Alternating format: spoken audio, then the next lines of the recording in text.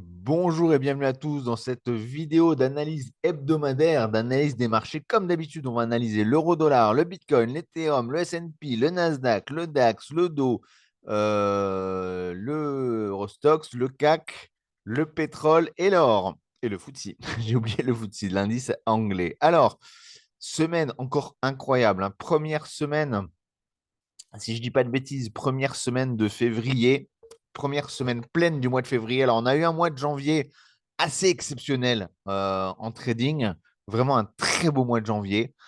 Et a priori, je ne sais pas, février, ça a l'air d'être un mois qui commence sur les chapeaux de roue, surtout sur le Bitcoin. On va en parler après. En tout cas, un super mois, super performance pour ceux qui ont pu saisir les opportunités. Alors, écran 1, je partage mon écran 1 comme d'habitude. Alors, l'euro-dollar, regardez-moi ça, ce qui s'est passé sur l'euro-dollar cette semaine. Euh, Encore une fois, qu'on ne vienne pas me dire, mais je vais les étrangler, ceux qui viennent me dire que l'analyse technique, ça ne marche pas. Alors évidemment, en analyse technique, c'est comme dans beaucoup de choses, c'est le plus simple qui marche le mieux. Si vous partez dans des indicateurs compliqués, machin truc, vous perdez votre temps, à mon avis, hein, à mon sens. Après, encore une fois, hein, chaque trader a sa méthode. Comme on dit, il y a autant de méthodes et de stratégies que de traders. Je ne suis pas là pour vous dire qu'il y a une méthode meilleure qu'une autre, mais regardez-moi cette zone de résistance, de support ici. Un 0,736, on va dire un 0,740. Allez, on n'est pas à quelques pips près ou un 0,730 si on veut. C'est une zone, je vous le rappelle, mais regardez ici.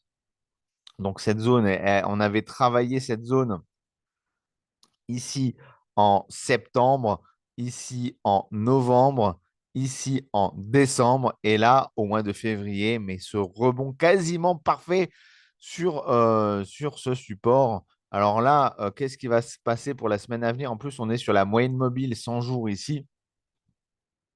Qu'est-ce qui va se passer la semaine prochaine?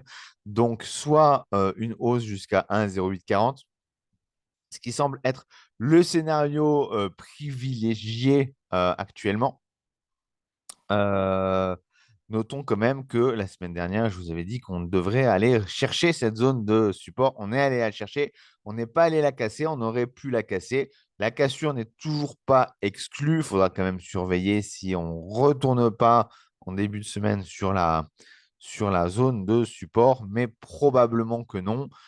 Probablement qu'on devrait plutôt se diriger vers les 1,0840. Maintenant, toujours deux possibilités, la hausse ou la baisse. Donc, soit on va rechercher les 1,08 40, après quoi on surveillera une cassure de la résistance, soit on retourne sur les 1,08, 1,07 40, 30. À ce moment-là, on surveillera une cassure du support.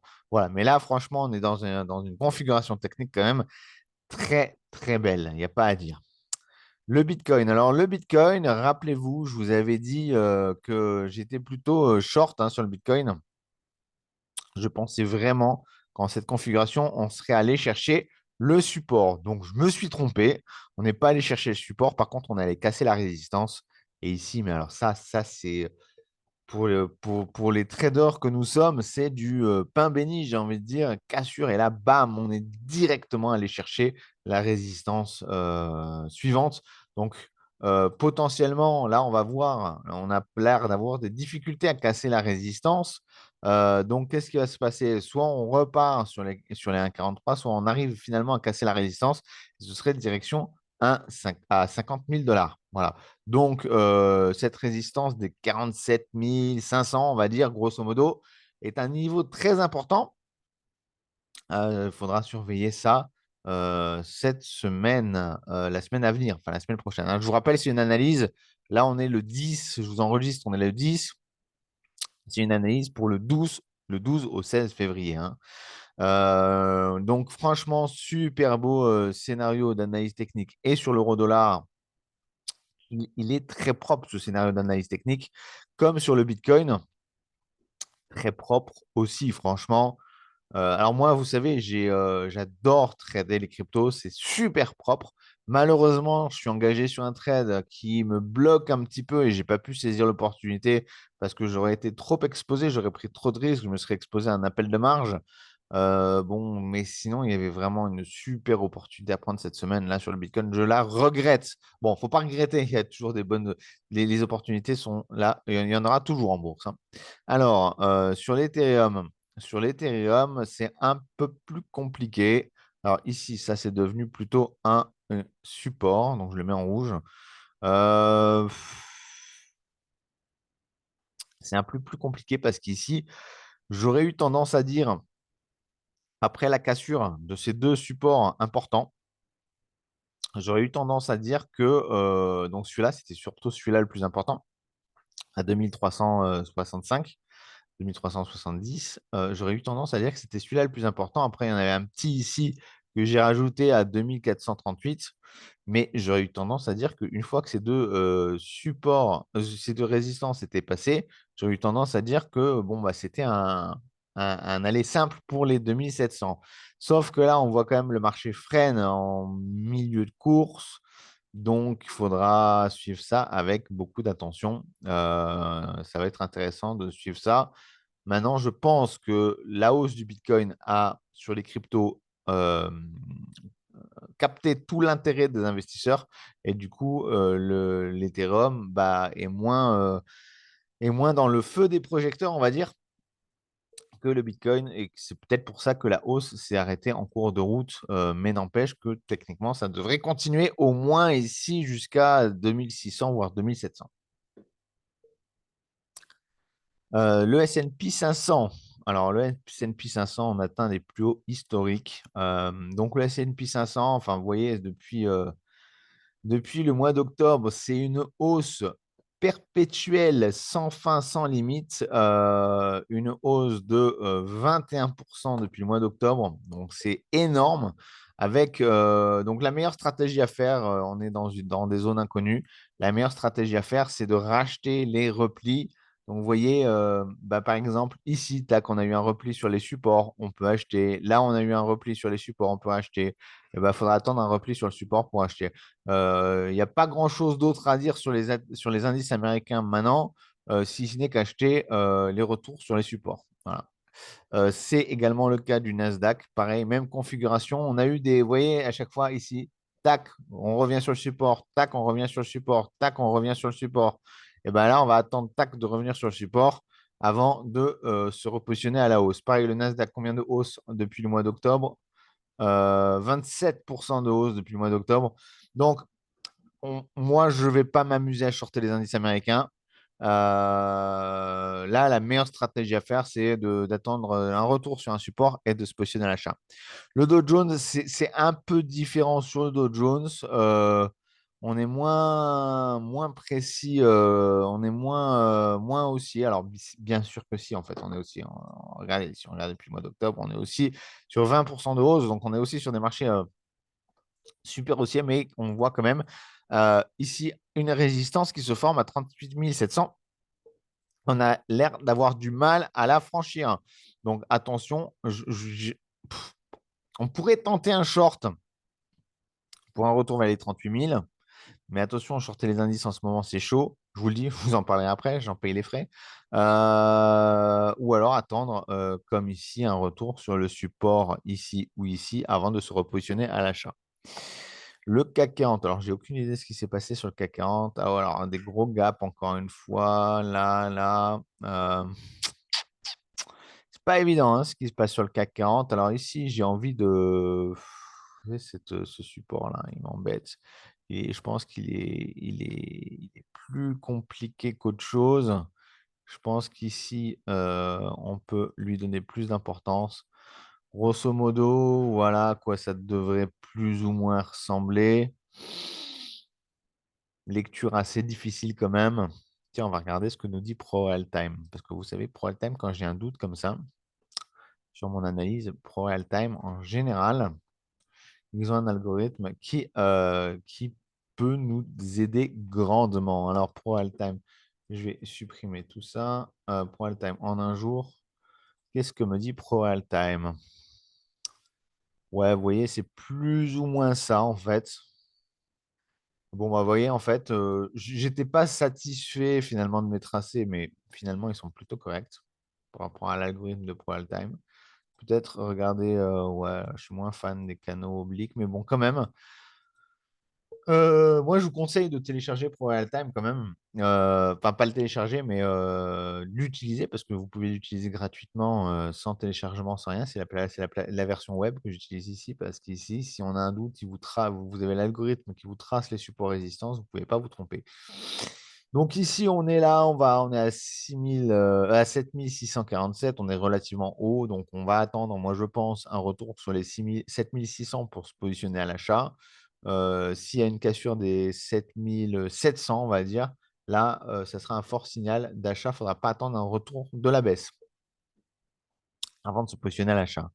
Le DAX, alors le foutu DAX, je me suis embarqué dans une position dont je n'arrive pas à me dépêtrer, mais le scénario est toujours valide, donc je la garde parce qu'il y a un beau potentiel de gain, je pense. Le DAX, on n'arrive pas à franchir ici les 17 000. Donc, on a cette résistance à 17 000. On voit, on l'a travaillé là au mois de décembre, on l'a travaillé au mois de janvier, on l'a travaillé, mais presque tout le mois, toutes les 10 premiers jours du mois de février, on a travaillé cette résistance sans jamais la franchir. Alors, si on la franchit, à mon avis, poum, ça va partir fort. Mais Mmh. Je reste convaincu qu'on risque de repartir à la baisse sur le DAX. Alors, je me trompe peut-être, hein, c'est pour ça qu'il y a des stop loss, mais globalement, on n'arrive pas à la franchir. Et si on arrive à casser, à franchir ou à atteindre cette petite zone de support qui, jusqu'à présent, a sauvé le DAX de la baisse, à mon avis, ça peut repartir fort à la baisse. En bleu, vous avez mon niveau de take profit. Alors, il était plus haut, mon niveau de take profit. Il était ici, mais j'ai décidé de le baisser parce que comme on a quand même ici une forte zone de pression d'accumulation, si on arrive ici à casser les 16 800, à mon avis, ça va partir très vite et très fort. Donc, j'ai abaissé mon take profit pour en profiter pour profiter de cette baisse. Ensuite, donc l'objectif, alors vous voyez, j'ai pas mis ça, je vous le dis, c'est un petit conseil de trader. Euh, J'aurais pu mettre mon take profit ici, pile sur le niveau de support ou un peu au-dessus. Je préfère sécuriser un gain moindre, mais le mettre un peu plus haut que la zone de support pour être sûr qu'on va y arriver. Parce que ça arrive des fois qu'on n'arrive pas précisément jusqu'à la ligne qu'on a tracée. Pourquoi? Parce que ce sont des zones de support. Ce sont des, comme je le dis à chaque fois, on pourrait le tracer avec un pouce, en gros, en gras.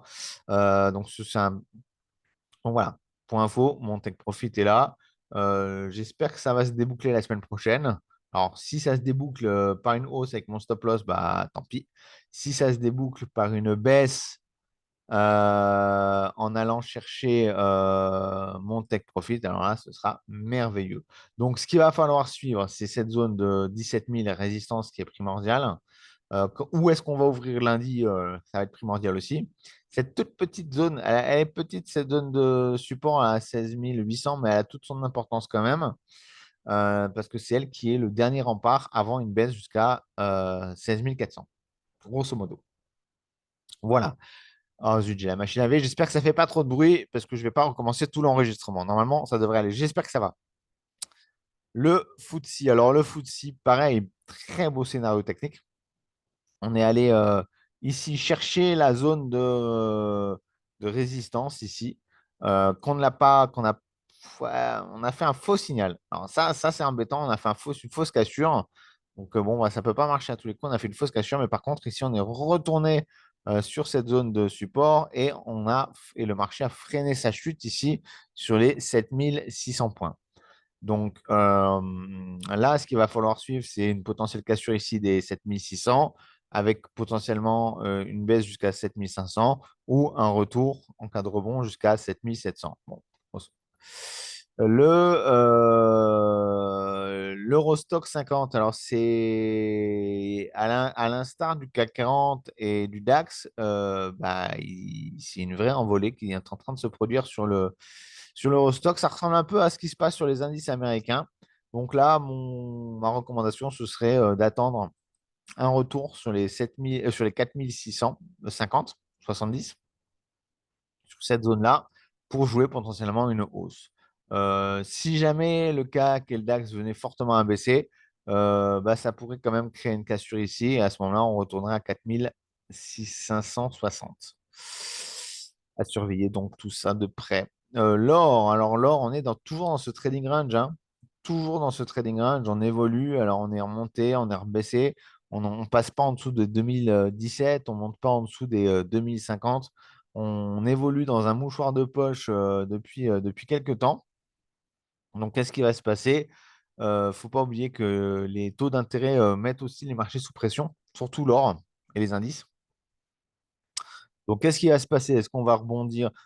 Est-ce qu'on va continuer pendant une semaine à rebondir ici, à remonter, à évoluer encore dans ce trading range? C'est possible. Si jamais on baisse, il y a quand même des niveaux de support importants qui freineront la baisse.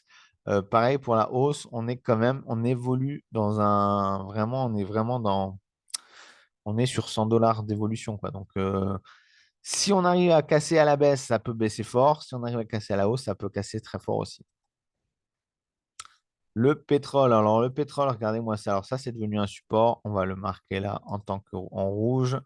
Donc ici, on a rebondi sur les 71. Donc on est vraiment, vous voyez, c'est vraiment propre à l'analyse technique. Ici, on a cassé. Donc tout semble, on va dire, cohérent pour un retour sur les 78 au cours de la semaine prochaine. Maintenant, il faudra quand même surveiller si on ne va pas revenir sous les 75 et casser. Mais voilà, grosso modo, attention à la moyenne mobile 100 jours aussi. Grosso modo, on a quand même un. Zut, les pubs. Ah, bah, si vous voulez pas de pub, vous allez sur justement sur TradingView, il n'y a pas de pub. Donc, vous voyez, il nous donne à peu près les mêmes niveaux. Ici sur l'or. Vous voyez, je vous invite à regarder toujours pour le time, à comparer pour être sûr que vous n'êtes pas complètement à côté de la plaque avec vos niveaux.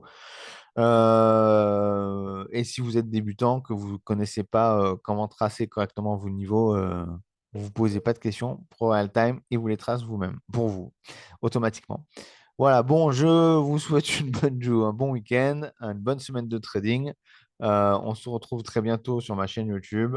Et vous savez que j'ai lancé une offre de coaching. Si vous avez besoin du coaching pour de l'investissement boursier à long terme ou pour du trading de l'analyse, je propose des sessions de 30 minutes, 1 heure ou 2 heures. Allez sur Scout en bourse pour voir ça. Voilà. Je vous souhaite à tous un bon week-end. Moi, je vais me reposer parce que j'ai eu une grosse semaine. Donc, je vais me reposer. Et je sais que j'aurai une très grosse semaine la semaine prochaine aussi. Alors, à très bientôt et reposez-vous bien aussi.